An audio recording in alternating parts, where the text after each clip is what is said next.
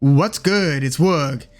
There are two rock bands on the entire landscape of all rock, indie rock genres and subgenres that I personally feel just pull away from the competition, pull away from all other bands when it comes to not only the volume of releases that they have, but also the quality of album per release. Those two bands, one of them I covered last year because, I couldn't get around it. King Gizzard and the Lizard Wizard released 5 whole albums in 2022. Unbelievable output. And the second of those two bands is the Osees, also known as Osees, also known as OCS, also known as OSEES, Osees. Look, they've got a whole history to their name. I think they started off being called Orinoco Crash Suite like in the late 90s. So that's how far back this band goes. But, they released a few albums in the early to mid 2000s. And so at this time, they were known, I guess you could consider the genre as being freak folk. It was very eccentric vocals, but it was still kind of acoustic, sort of quiet drums, everything very lo-fi.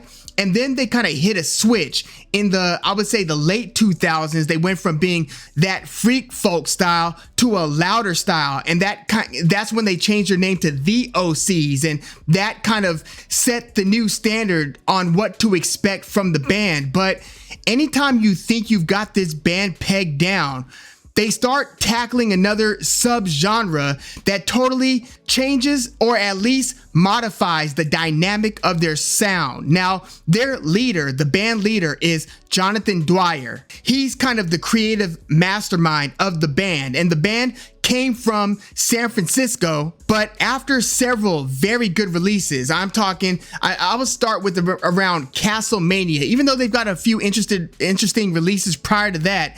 Castlemania, and then Carry On Crawler / The Dream. Now we're talking 2011, and then Putrefiers 2. That was 2012, and then they hit Floating Coffin, which is when I personally started actively listening to the band. It was Floating Coffin, very good album. They've got this one song called Toe Cutter.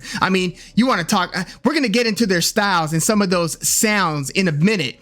But after Floating Coffin, and then an EP that dropped right after Floating Coffin, John Dwyer moved from San Francisco, moved from the Bay Area, where, by the way, Christopher Owens from Girls was even one of their backing singers at their live shows around the time of like 2008. Christopher Owens, Girls was one of their backing singers. But after Floating Coffin had dropped, John Dwyer moved from the Bay to LA, and then that's when they switched the names from the Osees to just Osees. I'm talking OH and then SEES. And around this time, they dropped a fantastic album called Mutilator Defeated at Last. Now, I said something about the group's output, right? Think about this. They dropped 2 albums in 2011, an album in 2012, an album in 2013, album in 2014, an album in 2015, 2 albums in 2016, an album in 2017, album in 2018, album in 2019, an album in 2020.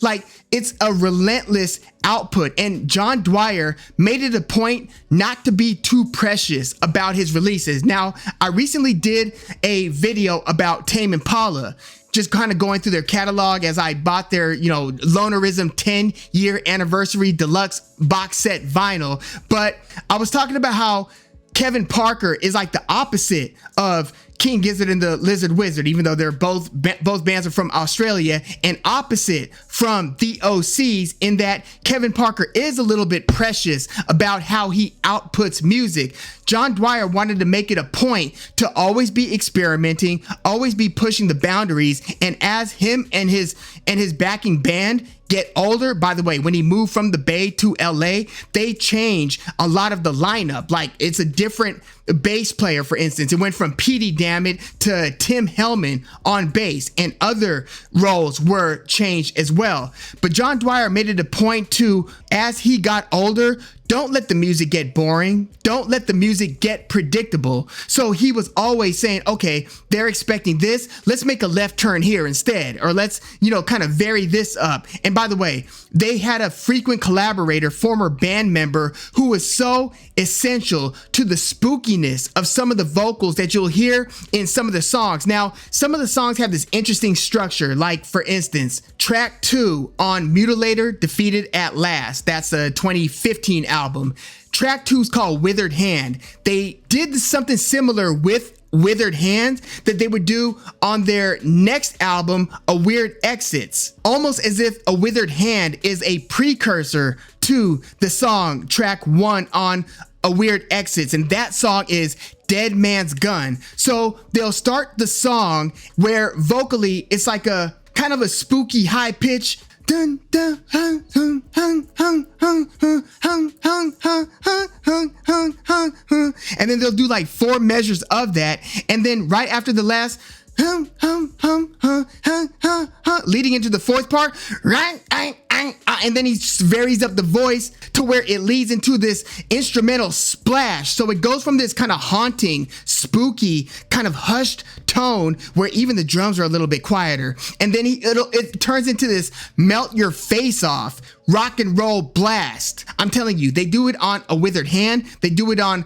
A Dead Man's Gun, and they probably do it the best on my favorite album from the group. And I actually thought long and hard about what is my favorite Osees album. Is it A Weird Exits? Is it Floating Coffin? Is it I think that it's Smote Reverser. That's their 2018 album, between another very good album called Orc, O-R-C, and the album after that was Face Stabber. So it went Orc, Smote Reverser, and Face Stabber. That was with that new lineup after he moved to Southern California. And by the way, look at all of the imagery on their albums. It's very like Orc related, very kind of monstrous. Like you always have some sort of like either like a crazy apocalyptic looking Cloverfield like monster on what is it? It's either Mutilated, and it's not Mutilator Defeated at Last. It's Smote Reverser, the one that's my favorite Osees album. And then you've got that reoccurring orc like creature that you see on the cover of Orc and on the cover of Face Stabber. And even if you look into their early catalog,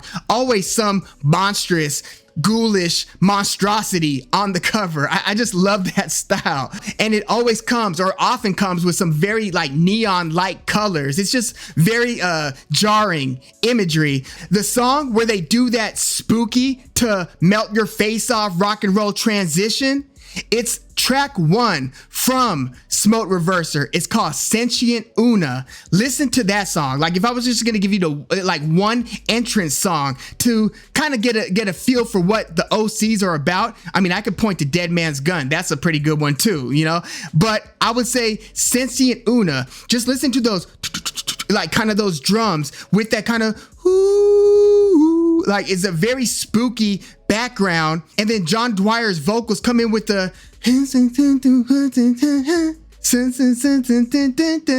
then it goes like, and then the drum fills pick up, another blast, just like these splashes of washed out guitar just hit until they just have this kind of fever pitch breakneck speed exhilarating rush like halfway into the song. Like they are so good at changing the dynamics of what's taking place in the song. I love it. But you know how I was getting into that former band member who still somewhat collabs here and there with the band, who I thought's backing vocals were super essential? Not Chris Owens, who just performed like 1 or 2 years with them in live shows only, but I'm talking about a current studio contributor, frequent collaborator over the years, Bridget Dawson. She adds this spooky high pitch that just plays off of John Dwyer's vocals so well. Like if you listen to the final song on Mutilator Defeated, is it Mutilated Defeated at Last, or is it A Weird Exits? I think it might be A Weird Exits. Yeah, it's A Weird Exits that ends with the song called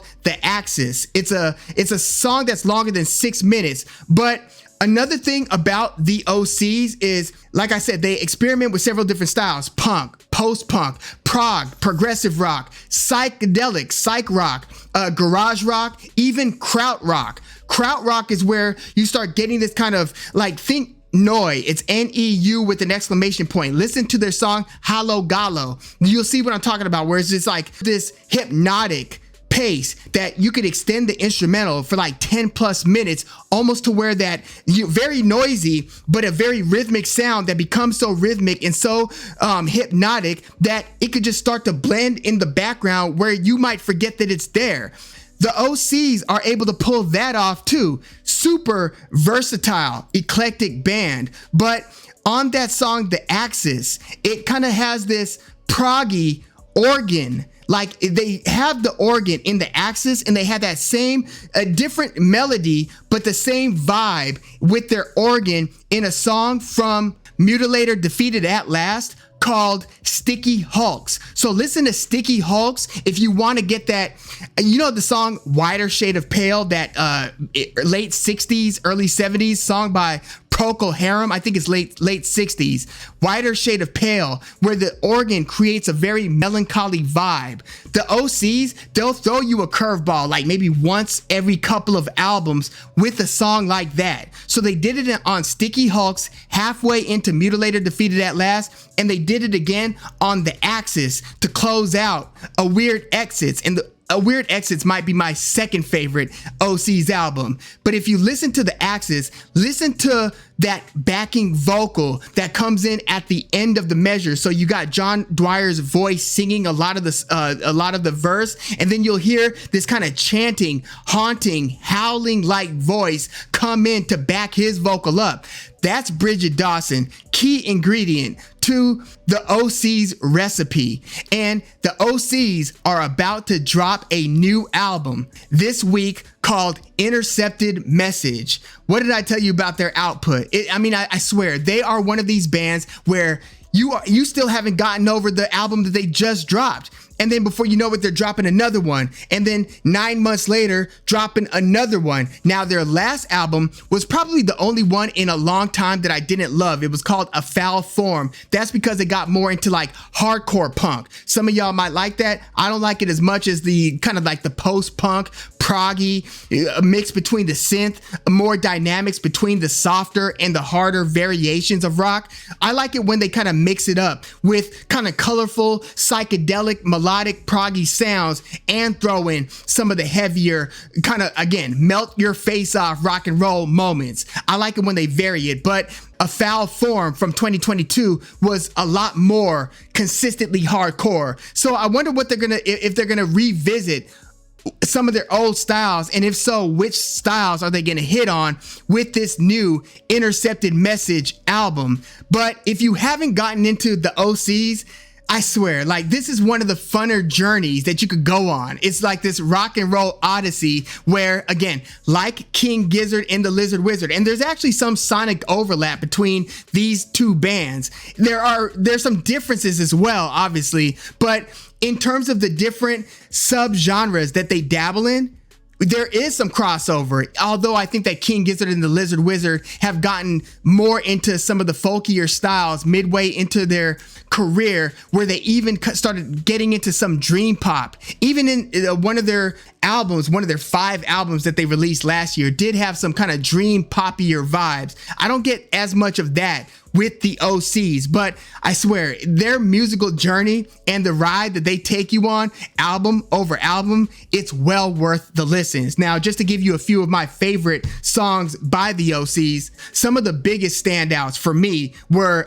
Chem Farmer from Carry On Crawler, The Dream. That's one of their older albums. That same album has another song called The Dream, which might be the best song on that album, and another really good one called Crack in Your Eye. They've got an album from, I think, like 2011 or something called Castlemania, and it starts off with the song called I Need Seed. If you didn't know any better, you wouldn't even think this was an OC song. It is so different than so much of their other stuff. I Need Seed, even vocally and instrumentally, is just almost unlike anything else from that part of their catalog. Very unusual. It's like one of the most different songs that the Osees has. From that album Floating Coffin, I really like Toe Cutter. From the album Help, that was even before Castlemania, I like the song called Peanut Butter Oven. From Mutilator Defeated at Last 2015, again, Withered Hand, Lupine Ossuary, Holy Smoke, Palace Doctor, and as I mentioned before, Sticky Hulks, when they get into that organ-like sound. From the album Orc, it's almost difficult to even parse. There are so many good songs that I like on that one. I like The Static God. I think they kicked the album off with A Static God. I like Jettisoned. I like Keys to the Castle a lot. And I like Drowned Optics, but there's several other songs from Orc, their 2017 album, that I really like. From Putrefiers 2, Wax Face, oh my gosh. Lupine Dominus, another very good one. From my favorite album by the band, Smoke Reverser, Sentient Una, Last Piece, Moonbog. That's another very different song for the band. I swear they are super versatile. A very long song called Anthemic Aggressor, very good song. Same with Nail House Needle Boys, Last Piece, C, as in like the letter C, and then the album closer, Beat Quest. Oh man, like this, I swear, if you look, there are so many liked songs that I have like on my Spotify, just because, you know, it's like, damn, I really like this one. And then before you know it, you've got like 70 something liked songs from the same artist. There are a lot of songs that I like from the album Face Stabber as well. From A Weird Exits, again, Dead Man's Gun, one of my favorite tracks from the Osees. Ticklish Warrior, that's another very good one. Crawl Out from the Fallout, and then as I mentioned before, The Axis with those haunting background vocals. And before I close out, one quick the OC story. From 2014 to 2017, I was shooting a lot of concerts at different LA venues, from the Echo to the Echoplex to Terragram Ballroom to the Observatory in Santa Ana in Orange County. Just we were going to like dozens of different venues, the Wayfarer, the Lodge Room, so many different venues, right? And so we, you know, shot a lot of like really cool bands, a lot of really cool artists, hip hop artists, punk rock artists, folk rock artists, a lot of different really good artists. And we had just come off shooting the Terragram Ballroom. They were doing this like Save the Smell campaign. The Smell is an iconic kind of a dive, it's a small punk rock concert venue in LA, but it's iconic because of its DIY style. So they were doing like a Save the Smell. They did one in Boyle Heights, and then they did another one at the Terragram Ballroom. And the headliner for that Terragram Ballroom was Ty Segall. So we had come off shooting Ty Segall at the Terragram Ballroom. He even did a cover of Neil Young's Down by the River. Great night. But a couple months later, the Osees were going to be performing at Terragram Ballroom, so I was super excited. And just as I was about to meet up, or my boy was going to come from like the Santa Ana Tustin area, he was going to meet me in Anaheim. I was living in Anaheim, my hometown at the time, and we were going to ride out to the Terragram Ballroom to shoot. We used 2 different cameras to get the different angles, and then I would go into Premiere Pro and just edit it, you know, with, you know, hopefully like being able to plug the sound into the soundboard. Sometimes I would just put the zoom on top of one of the cameras and hope for the best, right? But we would have like the multi-angle video shoots going. So I was super excited about shooting John Dwyer and the Osees, and my boy gets a nail in his tire and it isn't able to come out to Anaheim. We were already pressed for time, so we had to call it a wrap and not go out there and shoot the Osees. Oh man, I was hot. I was so hot. But yeah, that's my quick OC story. And you know, one of my homies who we used to shoot with, Michael Haight, check out his photography. Very good LA photographer. But like, I mean, he would be, you know, just chopping it up at, you know, after parties with John Dwyer. I mean, the LA rock scene, at least at the time, again, between like 2014 to 2017, it was a very small, or maybe not small, but it was a very everybody knows everybody type of scene. But yeah, I'm a big fan of the Osees. If you can't tell, let me know if you are familiar with the Osees. If so, let me know what, you know, a few of your favorite Osees tracks are, and also let me know what your favorite 2 or 3, or if you can limit it to even 1, let me know what your favorite album by the Osees is. And again, they are about to drop their 28th album or something like that, Intercepted Message. I can't wait to hear what they have in store for us next. But yeah, let me know your thoughts in the comments, and please like the video, subscribe to the channel if you love music like I do. I'm Woog. Thanks for tuning in.